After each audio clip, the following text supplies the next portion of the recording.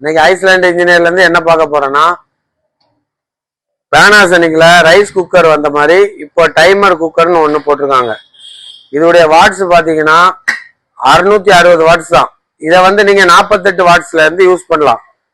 இது பார்த்தீங்கன்னா அந்த பட்டன் இருக்கும். இதை ஃபர்ஸ்ட்ல வச்சீங்கன்னா 48 வாட்ஸ்.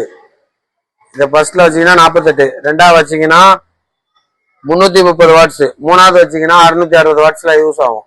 இது என்ன அப்படின்னு பாத்தீங்கன்னா, இதுல நீங்க கறி எல்லா வகையான குழம்பும் வைக்கலாம், அப்புறம் சாப்பாடும் ஆக்கிக்கலாம். இது வந்து உங்களுக்கு டைமர் செட் பண்ணிக்கணும். நீங்க டைமர் செட் பண்ணீங்கன்னா இதுல வந்து டைமர் ஓடிட்டு இருக்கும்.